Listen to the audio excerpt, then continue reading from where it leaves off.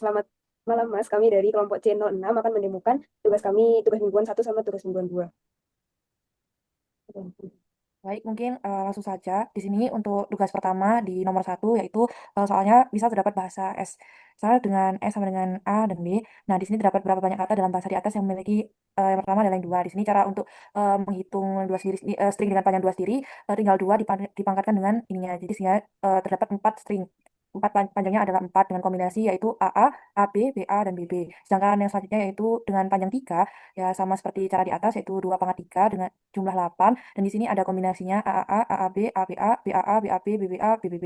Sedangkan untuk N langsung saja dijumlahnya 2 pangkat N dengan kombinasi sesuai dengan angka panjangnya ya berisi di antara dua huruf yakni AB dengan panjang N dan jumlahnya itu dari sini dari hasilnya. Dan kemudian langsung saja di nomor 2 misal terdapat bahasa S dengan S sama dengan A, AB, BA.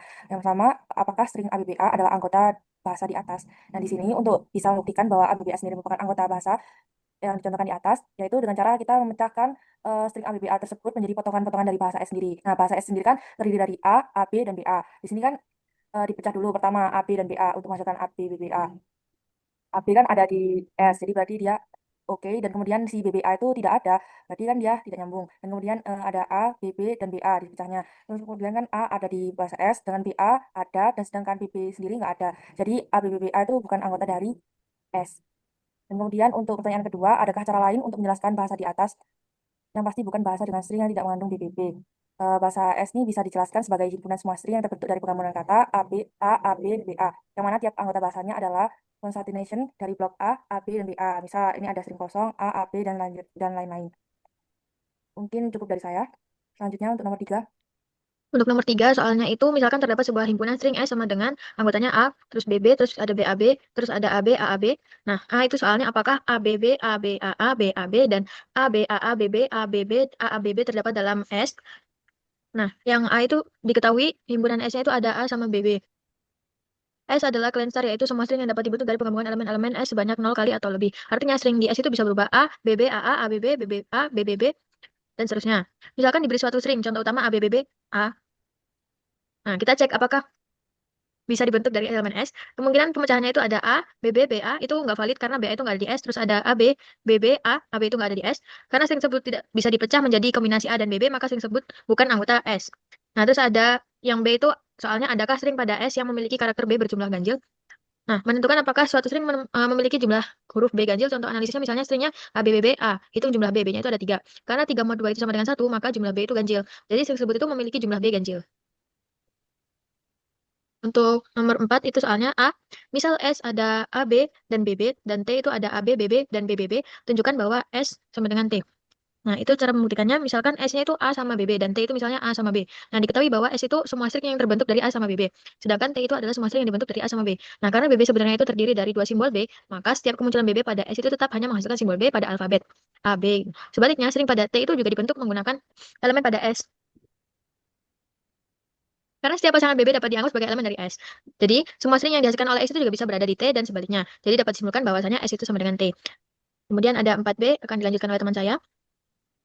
Untuk 4B, soalnya adalah misal S sama dengan AB, BB, dan T sama dengan AB, BB, BBB, tunjukkan bahwa S closure tidak sama dengan T closure, tetapi termasuk subsetnya. Nah, di sini S closure dan T closure itu sudah sebagai berikut. Pada T terhadap string BBB, sedangkan S hanya berisi AB dan BB. Maka dari itu, BBB itu tidak mungkin dapat dibentuk dengan menggabungkan AB dan BB. Selain itu, karena panjang string BBB itu 3, sedangkan AB dan BB masing-masing panjang stringnya 2, jadi tidak mungkin membentuk string BBB yang panjangnya 3. Maka dari itu, S closure tidak sama dengan T closure. Karena S adalah termasuk subset dari T, karena S tadi anggotanya ABBB, sedangkan T itu AB, BB, dan BBB, maka tiap string yang dihasilkan dari S juga dapat dihasilkan dari T. Sehingga S closure termasuk subset dari T closure. Selanjutnya untuk nomor 5. Untuk nomor 5, soal A, buktikan jika X ada dalam palindrom, maka Xn juga terdapat dalam palindrom tersebut. Nah, membuktikan bahwa string yang dihasilkan merupakan palindrom. Palindrom itu adalah string yang bisa dibaca, yang dibaca sama dari kiri ke kanan maupun dari kanan ke kiri. Misal, ABA, atau ABBA, atau AAA, atau BBB. Nah, jika suatu grammar itu menghasilkan string dengan pola A, S besar A, atau B, S besar B, atau eh, dan lain sebagainya, maka O basis E adalah palindrom karena string kosong sama jika dibalik. Terus dua ada langkah rekursif. Jika S itu menghasilkan palindrom, maka A, S besar A, B, S besar B juga akan tetap palindrom karena karakter di kiri dan kanan sama. Contohnya S. A, S besar A. S atau A, B, A. Jika dibalik itu tetap ASA dan ABA. Jadi grammar tersebut itu selalu menghasilkan string palindrom. Nah, untuk B soalnya buktikan bahwa pada sebarang himpunan palindrom jumlah string itu dengan length 3 akan sama dengan jumlah string dengan length 4. Diberikan dua string dengan panjang tertentu, misalnya length 3 dan length 4. Misalkan X 3 sama dengan 3, Y sama dengan 4. Konstan. Ya. X konstan 3, Y konstan 4. Jika kedua string itu digabungkan XY, maka panjangnya konstan XY itu sama dengan konstan X tambah konstan Y. Sehingga konstan XY itu sama dengan 3 tambah 4, konstan XY sama dengan 7. Secara umum berlaku sifat konstan XY sama dengan konstan X tambah konstan Y.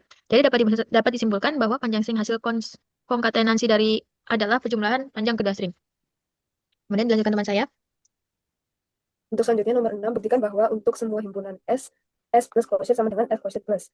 Nah, untuk membuktikan ini, itu dia akan sama jika kedua himpunannya saling subset. Nah, S plus closure ini artinya menggabungkan 0 atau lebih S plus dengan S plus berisi sebagai berikut, sehingga pada akhirnya S plus closure itu menggabungkan beberapa string yang masing-masing isinya itu sudah merupakan gabungan elemen S. Nah, dari situ bisa disimpulkan S plus closure itu sama saja dengan S closure. Selanjutnya, S closure plus artinya menggabungkan satu atau lebih S dengan S closure berisi sebagai berikut.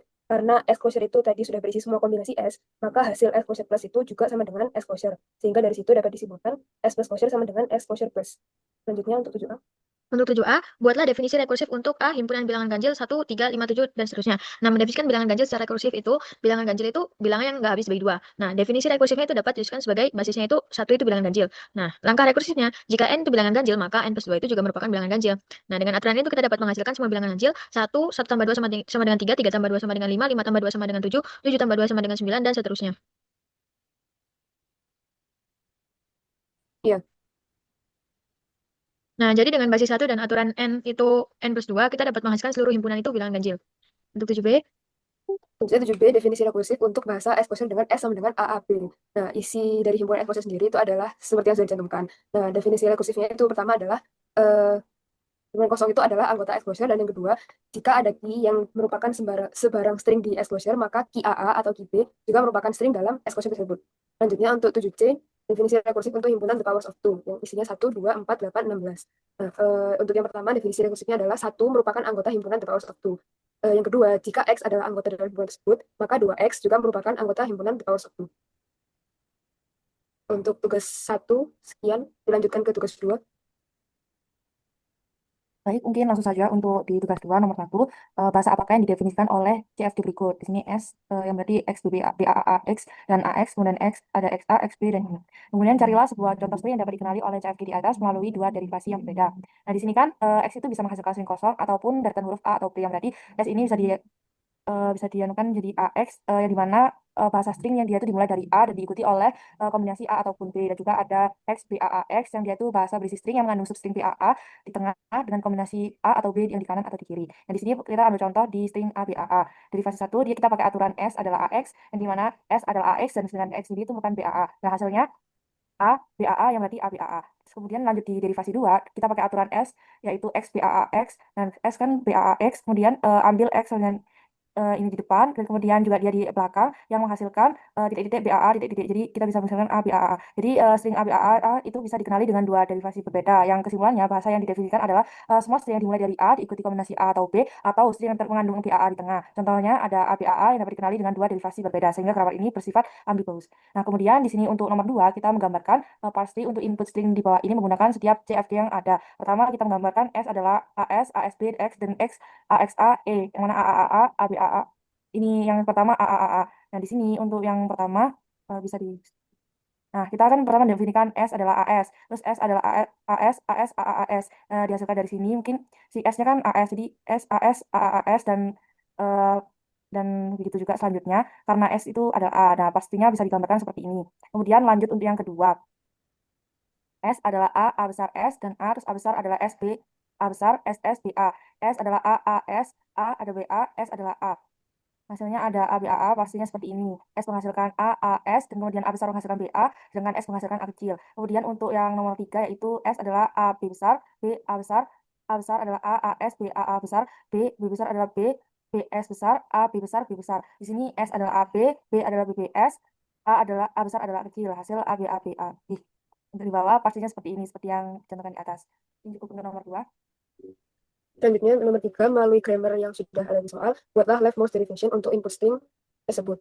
Pertama ada I kali I plus I plus I. Nah, karena leftmost derivation itu dimulai dari kiri. Pertama, mulai dari S diubah jadi E diubah menjadi T plus E. Karena dari kiri kita ubah mulai dari T ubah jadi F menjadi kurung E jadi T menjadi F kali T. Nah, di sini udah didapat untuk kalinya, F diubah menjadi kurung E diubah jadi T diubah jadi F, dan F diubah jadi I kecil. Nah, karena sudah didapat I kecil yang pertama, selanjutnya lanjut ke T yang ada di sebelahnya.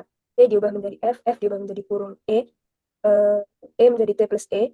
Nah, T ini diubah menjadi F menjadi I kecil, seperti yang tadi. Selanjutnya lanjut ke E yang di sebelahnya, E diubah menjadi T diubah menjadi F diubah menjadi I kecil lagi. Untuk yang terakhir, E diubah jadi T diubah jadi F, dan F menjadi I kecil, sehingga didapat hasil akhirnya sama seperti yang diminta.